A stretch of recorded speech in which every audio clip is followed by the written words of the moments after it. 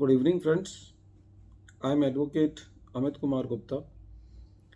अपने income tax के cases की सीरीज़ में आज जो मैं केस आप लोगों के सामने डिस्कस करूंगा उस केस का नाम है निखिलेश कुमार भूपिंदर भाई Shah versus union of India and others. ये केस 3 मार्च 2021 को डिसाइड हुआ और ये मैटर 433 ITR पेज नंबर 7 पे रिपोर्ट हुआ। ये मैटर गुजरात हाई कोर्ट ने डिसाइड किया।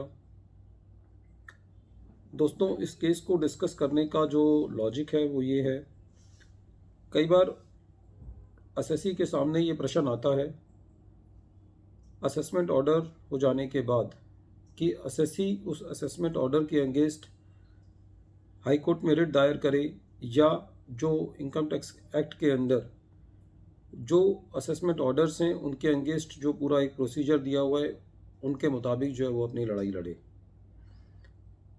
थंब रूल ये है कि जो भी असेसमेंट ऑर्डर होते हैं उसके अगेंस्ट एसएससी का ये अधिकार है कि वो सीआईटी अपील के अंदर अपनी याचिका लगा सकता है।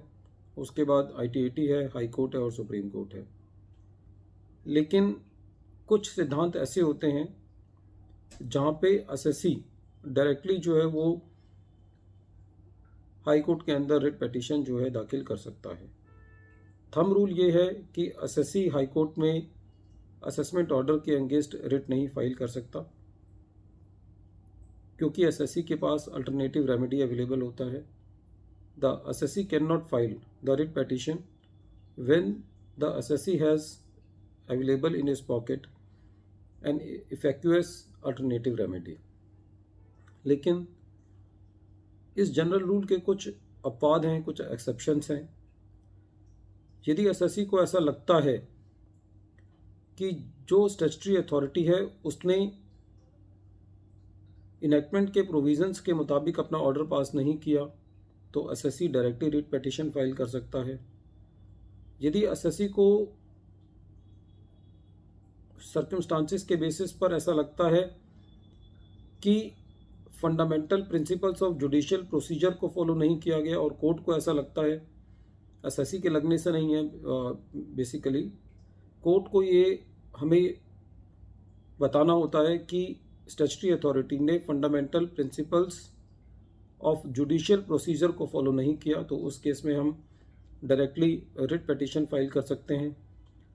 जहाँ पे स्टैट्यूटरी अथॉरिटी ने कोई ऑर्डर पास किया होता है रिपील्ड प्रोविजंस को लेकर के, बेस लेकर के, वहाँ पे हम डायरेक्टली रिट पिटीशन फाइल कर सकते हैं। और जहाँ पे स्टैट्यूटरी अथॉरिटी ने प्रिंसिपल्स ऑफ नेचुरल जस्टिस का वायलेशन किया होता है, वहाँ पे जो है डायरेक्टली हम रिट पिटीशन फाइल कर सकते हैं। ये जनरल सिद्धांत हैं रिट पिटीशन फाइल करने के। एज ए थंब रूल हम डायरेक्टली रिट में नहीं जा सकते, लेकिन जो 4 केसेस मैंने बताए ब्रॉडली, उन केसेस में हम जो है डायरेक्टली रिट में जा सकते हैं। जो केस मैं आज डिस्कस कर रहा हूँ उसमें एसएससी का बेस्ट जजमेंट असेसमेंट किया गया और एसएससी उस बेस्ट जजमेंट असेसमेंट के ऑर्डर के अगेंस्ट रिट में गया, जिसके लिए कोर्ट ने मना कर दिया कि आपको रिट में आप नहीं जा सकते, आपको सीआईटी अपील के पास जो है अपनी अपील फाइल करनी है। बाद में एसएससी के अगेंस्ट सेक्शन 271C की पेनल्टी भी जो है वो लगा दी गई और एसएससी ने उसके अगेंस्ट भी रिट पिटीशन दायर करी, लेकिन कोर्ट ने उस रिट पिटीशन को भी जो है वो स्वीकार नहीं किया, ये कहते हुए कि the SSC has an alternative remedy available with him and he has to go to that alternative.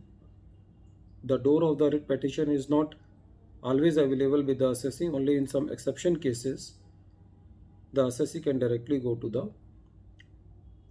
high court by challenging the order of the assessing officer, but in every case the assessee as a right cannot go to the high court for by filing the writ petition. Friends, इस case में department ने एक बहुत important case का सहारा लिया जिसका reference department ने दिया। केस का नाम है commissioner of income tax versus Chhabil Das Agarwal. इस केस में भी सुप्रीम कोर्ट ने 8 अगस्त 2013 को ये कहा था कि जहाँ पे भी इफेक्टिवस अल्टरनेटिव रेमेडी अवेलेबल होता है, एसएससी को उस रेमेडी को अडॉप्ट करना है और डायरेक्टली जो है एसएससी रिट में नहीं जा सकता। फ्रेंड्स, इस तरीके से इस केस में एसएससी की जो दोनों मैटर थे, जो एसएससी बेस्ट जजमेंट असेसमेंट के अगेंस्ट और सेक्शन 271 सबसेक्शन 1 क्लॉज सी के ऑर्डर के अगेंस्ट जो है वो रिट में गया था, वो दोनों जो है वो कोर्ट ने मना कर दिया, उनको एंटरटेन नहीं किया और इस तरीके से डिपार्टमेंट के फेवर में कोर्ट ने फैसला दिया। Once again I am repeating the name of the case. The name of the case is Nikhilesh Kumar Bhupendra Bhai Shah versus union of India and others. Thank you friends.